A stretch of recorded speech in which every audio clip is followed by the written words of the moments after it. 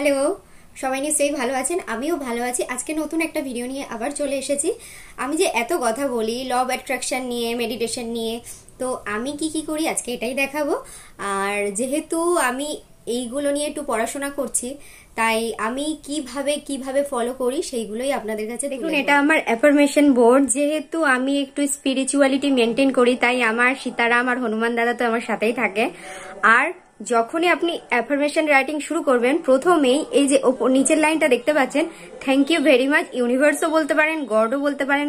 Next আপনার যা যা চাই আপনি লিখবেন। এটা আমি বোর্ডে দেখাচ্ছি কারণ আমি বোর্ডে মেনটেন করি। আমার যতদিন মানে একটা দিন বা একটা টাইম কাউন্ট করে রেখে দিই, ঠিক আছে। কারণ আমি সকাল সন্ধে এটাকে সারাক্ষণ চোখের সামনে দেখতে পাই, সারাক্ষণ পড়তে থাকি, তাতে আমার ব্রেনের মধ্যে মানে সাবকনসিয়াস মাইন্ডের মধ্যে সারাক্ষণ এগুলো ঘুরতে থাকে।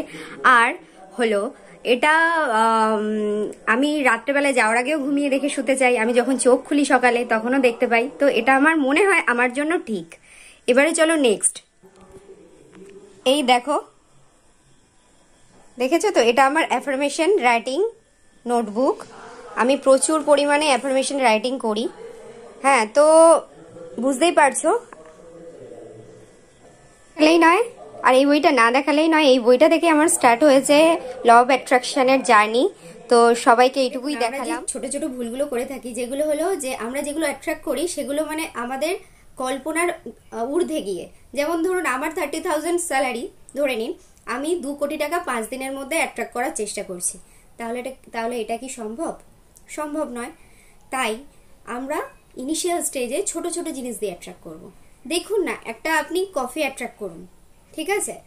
তো আপনি সেই কফিটা কোনো ভালো কফি শপে গিয়ে খেতে চান, আপনি এটাকে সারা দিন না মাইন্ডের মধ্যে ঘোরাতে থাকুন।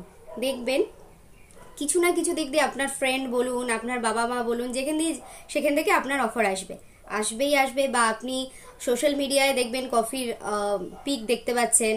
তো এরকম করে করে আমরা এগোতে থাকি, ছোট থেকে আমরা উপরের স্টেজে যেতে থাকি।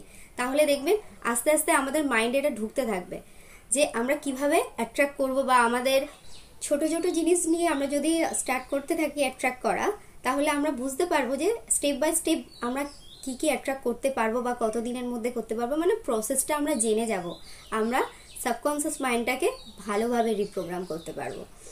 তাই বেশি ভাবার দরকার নেই, শুধু আপনার এনার্জি লেভেলটাকে হাই রাখবেন, পজিটিভ থাকবেন, আর কিচ্ছু না। ভালো থাকবেন। আজকে এতটুকুই, টাটা।